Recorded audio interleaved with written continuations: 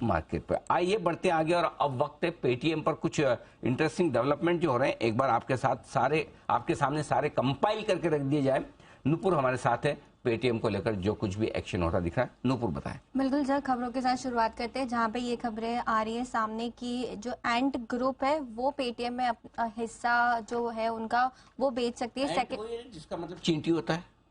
हाँ जी, एंट वही ना, वही ग्रुप है। नहीं बताइए, नहीं तो मतलब हम गलत समझते तो हम तो सुधार के लिए तैयार है। या इसका कुछ फुल फॉर्म भी है?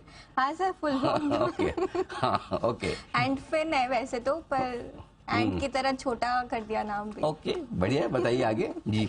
बिल्कुल, तो जो खबरें आ रही है जहाँ पे एंड ग्रुप सेकेंडरी सेल की तरफ थोड़ा सा अपना हिस्सा बेच सके, थोड़ा या कितना वो डिटेल्स नहीं है, क्योंकि उनकी दिसंबर की होल्डिंग खोल के देखेंगे तो वहाँ पे उनके पास करीबन 25% का पूरा 25% की हिस्सेदारी है कंपनी में। लेकिन जो बायबैक कंपनी का हुआ है, पेटीएम ने जो बायबैक अनाउंस किया था और जो प्रोसेस हुआ है उसके बाद उनकी जो हिस्सेदारी है वो बढ़ सकती है। वो जो भी रेगुलेशन के हिसाब से 25% से ज्यादा हो सकती है, उसे लिमिट में करने के लिए ये सेकेंडरी सेल के थ्रू हिस्सेदारी बेच सकती, ऐसी खबरें निकल कर आ रही है जहां पे उनके पास 90 डेज का टाइम है बायबैक पूरा होने के बाद।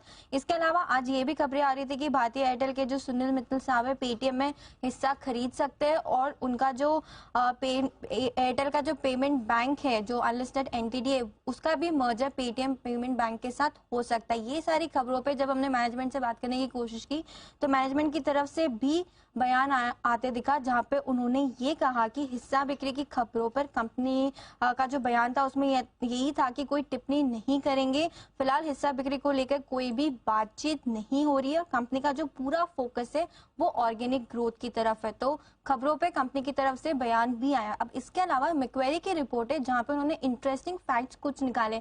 अगर पेटीएम और एयरटेल का जो पेमेंट बैंक है उनका मर्जर होता है तो क्या इम्पैक्ट हो सकता है, कितना पॉजिटिव होगा, उस पर पेटीएम का कहना है कि उस पे मैक्वेरी का कहना है कि जो पेटीएम का पेमेंट बैंक है वो नए ग्राहकों को शामिल नहीं कर सकता है क्योंकि आरबीआई की तरफ से उस पर प्रतिबंध है। अगर जब तक ये आरबीआई का प्रतिबंध नहीं हटता है तब तक डील नहीं मटेरियलाइज हो सकती है। इसीलिए अगर ये एक्विजिशन या मर्जर होता भी है तो भी ये इतना कोई पॉजिटिव नहीं होगा। और दोनों ही एयरटेल पेमेंट बैंक और पेटीएम पेमेंट बैंक की बात करें तो दोनों ही अनलिस्टेड, तो शेयर स्वैप रेशियो होगा वो भी फिलहाल निकालना डिफिकल्ट है। उनका ये भी कहना है कि इसके चलते मर्जर होने के बाद भी जब तक आरबीआई का जो बैन लगा हुआ है वो नहीं हटता है तो नए क्लाइंट्स फिर भी ऐड नहीं कर पाएगी पेटीएम की पेमेंट बैंक्स। इसके साथ उन्होंने कहा है कि पेमेंट बैंक में विजय शेखर शर्मा जी के पास 51% की हिस्सेदारी है और जो बाकी की पेटीएम कंपनी के पास है 49% की हिस्सेदारी। उनके आउट परफॉर्मेंस की रेटिंग पिछले कुछ दिनों पहले आई थी, डबल अपग्रेड किया था और 800 का उनका टारगेट है। तो न्यूज पर पेटीएम की तरफ से भी बयान आया और मैक्वेरी ने भी अपनी रिसर्च सामने रखी है। तो इनका स्मॉल फाइनेंस बैंक इनका भी है। हाँ, पेटीएम पेमेंट बिजनेस है जो अनलिस्टेड एंटिटी है। हाँ। जहाँ पे विजय शेखर शर्मा जी के पास 51% स्टेक है और 197 जो पेटीएम कंपनी है उनके पास 49% स्टेक है। और उस पे आरबीआई ने कुछ रोक लगाई, उस पे रोक लगी हुई है, नए कस्टमर्स ऐड नहीं कर सकते वो लोग। और जब तक ये नहीं हटेगा तब तक मटेरियलाइज करना बहुत डिफिकल्ट है कि एक्विजिशन कितना बेनिफिट होगा कंपनी के लिए। ओके, तो ये आपके लिए पूरा का पूरा पेटीएम पर